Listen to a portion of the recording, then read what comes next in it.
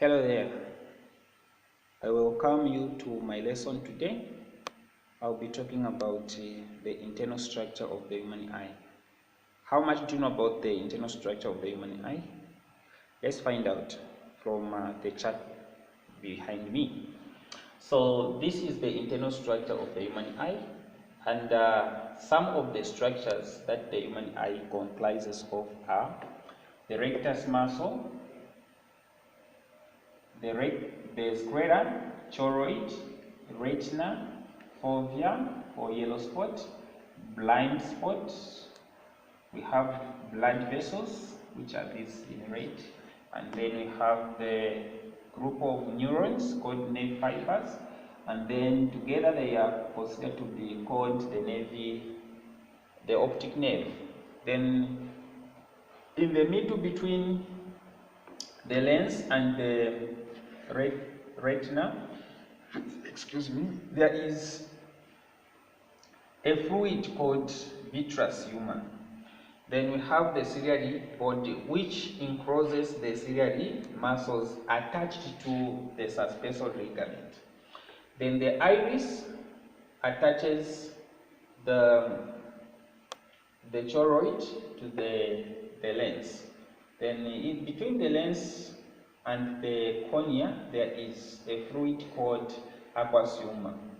At the center of the iris, there is a hole that is known as pupil. Then the lens is here, and the conjunctiva, which is the transparent layer protecting the cornea. These are the structure or internal structure of the human eye. I want us to look at the functions of each of these parts of the human eye, beginning with the cornea. So the cornea, the function of the cornea is to bend or refract light rays towards the inner parts of the eye. That's what it does. So apart from that, the aqueous humor has got two functions that we have to understand. Number one, it maintains the shape of the eyeball. It maintains the shape of the eyeball, which is this one. This is the shape of the eyeball. So it is maintained by the aqueous humor. Number two, it acts as a medium of exchange for gases, for oxygen, for metabolic waste in the cells of both the cornea and the lens. So we have seen that the aqueous humor is found between the cornea and the lens. So what happens is that in the cornea there are cells, and also in the lens there are cells. So these cells, they are supposed to be to breathe, okay? They are supposed to be nourished. Okay, so and also blood should reach them. So in this case, the cornea, the aqueous humor will be acting as a medium of exchange for metabolic wastes, for nourishment, and also gaseous exchange. Apart from that, we have the lens, which refracts light rays further and focus on the retina. That is one thing that it does. Then we have the ciliary muscles. The ciliary muscles are able to contract and relax, thereby reducing the thickness of the lens as we view objects near and those that are far away from us. Apart from that, we have the suspensor ligament, which is here. There's a suspensor ligament.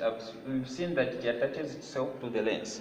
What it does is that it holds the lens firmly in its position or into its position. So it's the part that holds the lens firmly into its position. Then we have the tear glands. The tear gland is not showing here, but we all know that the tear glands are found somewhere here, okay, and somewhere there, okay. Now these tear glands are responsible in producing tears. The tears are responsible in cleaning the cornea and also killing the bacteria, because in the same tears we find that there is a composition of an enzyme called lysozyme. This enzyme is responsible for killing bacteria that can cause an infection to the eye. In order to prevent that, the tears are responsible, number one, to clean the cornea and also lubricates the eyeball as it moves. Number two, to kill the pathogens or bacteria entering the eye by the use of an enzyme that I have mentioned earlier on called the lysozyme. Now, away from this one, let's look at the iris. The iris consists of two muscles. I've just put this simple diagram of the eye. Here we have this iris, which is in a circular form. Okay? Now, these two muscles, how do you identify these two muscles? These two muscles can be identified by the way they are drawn. So the circle ones, the lines in a circular form, they are the ones that represent the circular muscles, while the straight lines represent the radial muscles. These two muscles work antagonistically when light is passing through the pupil or is entering the eye. Okay? If you enter a room which is very bright, what happens to the circular muscles? These circular muscles, of course, will contract. And when they contract, they reduce the size of the pupil, or they narrow the size of the pupil. While on the other hand, the radial muscles will relax, so that there is less light that will enter our eyes, and thereby protecting the retina from being damaged, or the photoreceptors in the retina to be damaged. Apart from that, we can also understand that the iris is black in color. Why? Because it contains melanin. So the function of melanin in the iris is to absorb ultraviolet rays from the sun that can destroy our eyes. Let's look at the vitreous humor. So the vitreous humor is a fluid that is found between the lens and the retina. Have you seen? Now, what is the function of the vitreous humor? The vitreous humor exerts the outwards pressure that sustains the shape of the eyeball. So you see, in order to maintain the shape of the eyeball, there is also pressure coming from outside, like the pressure coming from the aqueous humor. So the vitreous humor is, because if this pressure is not contained by or counterreacted by the vitreous humor, what will happen is the eyeballs, the lens will start being pushed going inside this space here.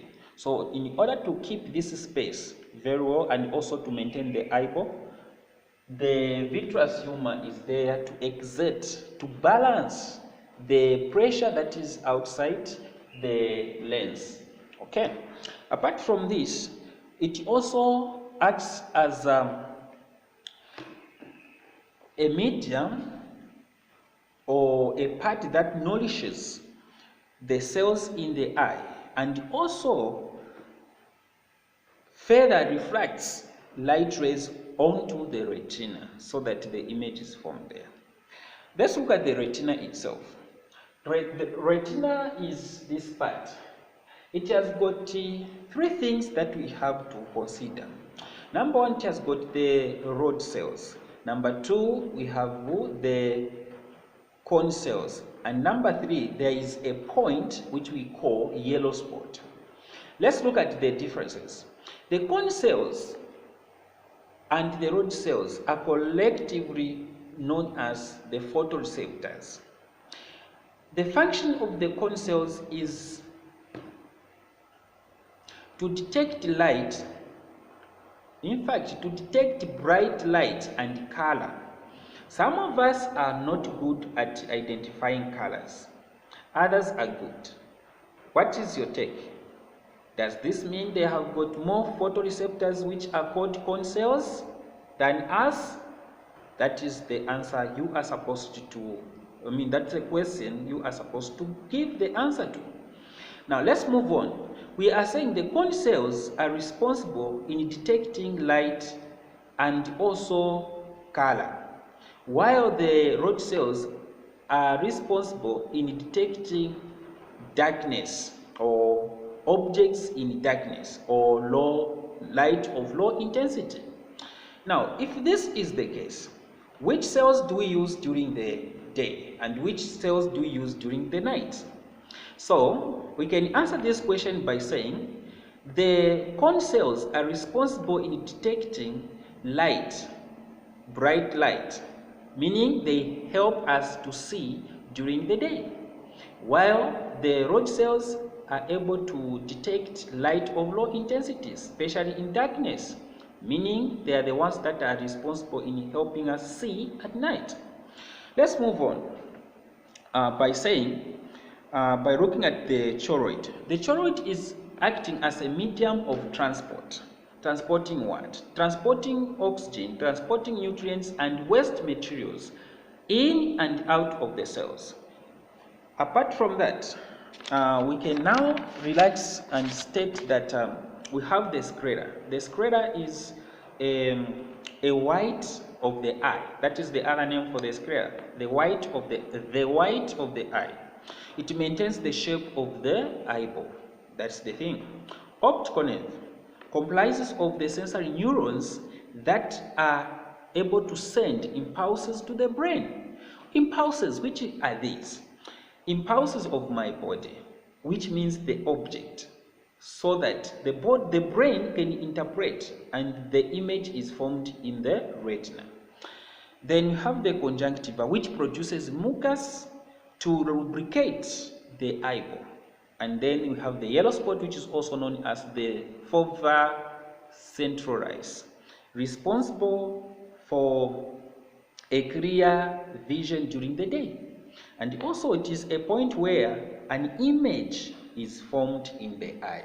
Those points should be taken seriously.